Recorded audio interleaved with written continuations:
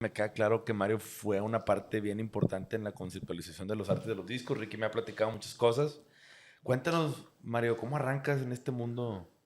Empiezo pues prácticamente estudiando o decidiendo estudiar la carrera de diseño gráfico Okay.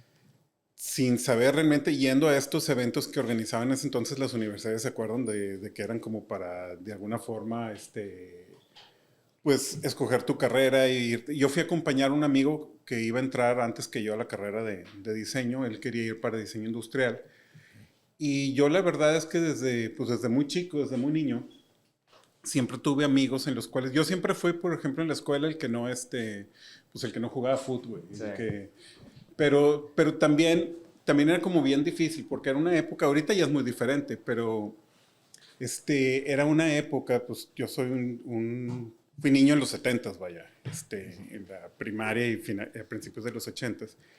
Y sí era muy marcado, o sea, los Claro. que jugaban, pues me imagino que a lo mejor, no sé si todavía siga, pero los que no jugaban fútbol, güey, Sí, eras de que eras gay o algo pues, así. exacto. Estaba todo mal, güey. Marginados. Sí, Exacto, marginado. porque Sí. a final de cuentas te juntabas con las niñas, ¿no? Ajá. Más sin embargo, yo siento que estuve de alguna forma no tan marginado en ese aspecto porque siempre sentí que no jugaba fútbol, pero sentí algo que yo creí que era como que un superpoder. Sabía dibujar. Eso Entonces, está cabrón. entonces eso me ponía en un punto, porque por ejemplo no salía a jugar fútbol, pero era el que diseñaba o dibujaba el friso, o no sé cómo se le llaman a esto, el pizarrón que estaba atrás Del maestro. del maestro o de los pupitres y demás, Ajá. que era el que ya sabes, en Navidad pues dibujabas las cosas de Navidad, o de repente cuando iba a hacer la foto de generación, hacías la camiseta con todos dibujabas a todos los de la generación y demás. Entonces yo creo que el saber dibujar y de alguna manera y siempre, pues me daba un lugar como quiera social ahí dentro de la...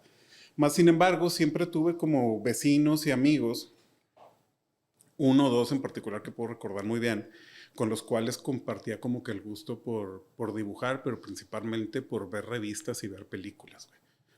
Y eso fue desde niño hasta prácticamente con las mismas personas hasta casi antes de entrar a la carrera. Entonces, antes de entrar a la carrera, pues sí estaba pues como una disyuntiva bien complicada ahí,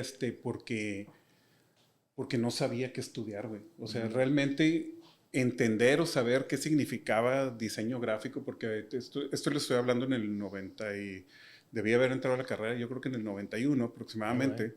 Entonces, en el 91 todavía, No estaba muy claro ese tema, güey. no, la cultura de diseño gráfico, pues si Sí. ahorita, vaya, ay, Sí, ahorita ya son rockstars, pero en ese No, entonces y ni no. tanto. O sea, exacto. No, ahorita pero todavía no se termina de definir bien ese tema. O todavía no sé, sea, pero ya hay, o sea, ya es mucho más prevalente el. sí, pero sigue habiendo, yo entiendo por dónde va Mario, que mucha gente no valora a veces y no le ponen el precio adecuado al trabajo del Sí, diseño. Está medio devaluado a veces. Imagínate en los 90, güey. Ah, eres un güey que dibuja, güey.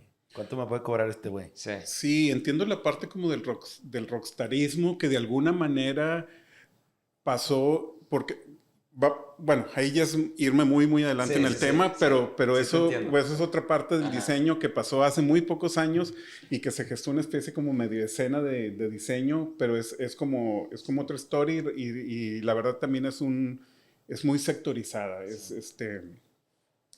pero sí, a final de cuentas, pues me veía en la necesidad de encontrar, porque ya sabes, pues todavía no sé ahorita cómo sea, pero en mi generación, pues todavía nuestros papás era, güey, tienes que estudiar algo. Influían mucho en la decisión, ¿no? Sí, y bueno, mi papá, ¿sabes? Mi papá se dedicó a las ventas toda la vida en el negocio del calzado. Trabajó para fábricas de León, Guanajuato por mucho tiempo en ventas y después se abrió él su propia comercializadora. Y para papá él siempre nos decía a mí y a mis dos hermanos que en cualquier momento, cuando nosotros quisiéramos, él podía entregarnos su cartera de clientes, o sea, que continuáramos, Sí. papá era un gran vendedor, güey, o sea, mi papá, por ejemplo, si tú tomas ahorita, Que estaba heredando su nombre, haz de cuenta, de no, esa está manera, muy ¿no? cabrón, o Su sea, la verdad cartera. estaba, papá era un gran vendedor, porque pues obviamente él no tuvo una carrera universitaria, se dedicó completamente a las ventas, y pues nosotros tuvimos la oportunidad de estudiar y demás, gracias a las ventas de Sí, papá, sí. pero te digo, tan buen vendedor que si traías un lápiz en la mano te lo vendía, güey, aunque fuera tuyo, ¿no? O sea, era... Entonces papá siempre de alguna forma nos decía, y yo creo que en mi caso en particular, pues me veía que era una persona que se la pasaba viendo televisión, se la pasaba viendo revistas, se la pasaba, que eso es otra cosa que después le quiero achacar un poco a mi manera de conceptualizar las cosas, a la cultura pop, de la cual desde muy niño, y que tiene que ver también por Monterrey, en algún momento se habla también, pues nuestra cercanía o nuestra posibilidad, o no sé por qué Monterrey se gana ese mote como de que la ciudad con más antenas parabólicas desde los 80s y demás, Sí. y de alguna forma, pues eso influyó tanto en una generación, en una escena que se gestó, que obviamente iba abanderada por la música, pero que alrededor de todo esto pues había diferentes disciplinas que también se influían por todo esto que teníamos de alguna manera acceso vía la televisión Claro. norteamericana o nuestra cercanía pues a los Estados Unidos principalmente.